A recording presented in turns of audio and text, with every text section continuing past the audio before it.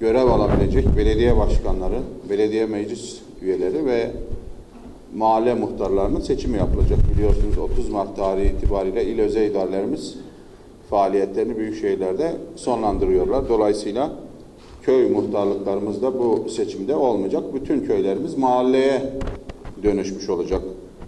Bilgilerinizi tazelemek adına bu seçimlerde kaç organ seçilecek, hangi görevlere kimler seçilecek onları bir kısa sizlerle paylaşmak istiyorum. Bugünkü toplantımızın asıl amacı dediğim gibi bu hem seçim sürecinin hem de ülkemiz adına başlamış devam etmekte olan barış sürecinin, kardeşlik sürecinin, huzur ortamının ciddi bir şekilde giderek artan bir tempoyla barış sürecine doğru ilerlediğimiz bu süreci daha kalıcı hale getirmek adına Diyarbakır olarak da bir Diyarbakır'ın buradaki duruşu, söylemi, hareketleri çok önemli. Bizim burada yaptığımız çalışmalar hemen hemen başta diğer komşu illerimiz olmak üzere Türkiye'nin diğer yerlerinden de takip edilmektedir. Biz bu sürece gelinceye kadar hem kamu görevleriyle özellikle seçimde görev alacak güvenlik mensuplarının eğitimlerine çok önem verdik. Artı siyasi partilerimizin değerli başkanlarıyla ilimizde önemli bir toplantı gerçekleştirdik. Konuşmamın ilgili bölümlerinde onlardan da bahsedeceğim.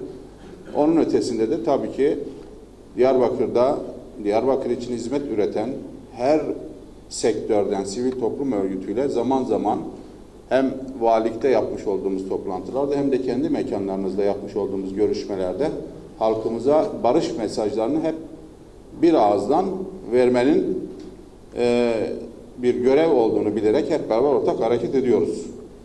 Şimdi bu seçimde bir Büyükşehir Belediye Başkanı, 17 ilçe belediye başkanı halkımız tarafından seçilecek. Biliyorsunuz 800 köyümüz var idi. Bu 800 köy bu sefer mahalleye dönüşecek. 12 beldemiz vardı bir önceki döneme göre. Bu 12 belde Büyükşehir yasasıyla birlikte tüzek kişiliklerini sona erdirecekler ve oralardan katılacak mahallelerle birlikte 1035 mahalle muhtarlığı seçimi bu süreçte gerçekleşecek.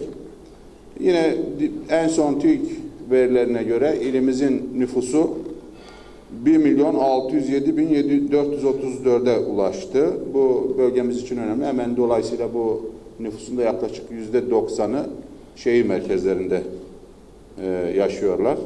Arkadaşlar bu seçimler biliyorsunuz anayasamızın 72 ve 127. maddeleri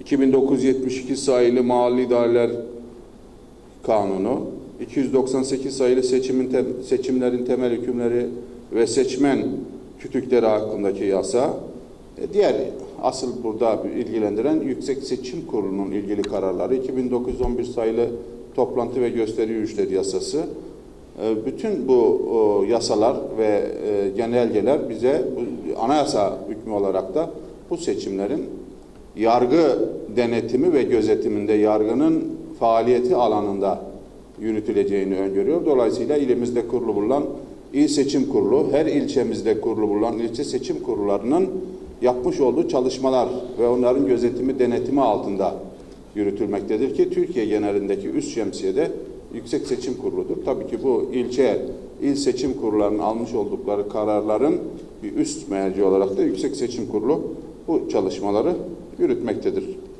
İlimizde bu seçimlerde 923.544 vatandaşımız seçmen olarak oy kullanacaktır. 923.544 ve bu seçmen kardeşlerimiz 3.500 sandıkta oy kullanacaklar.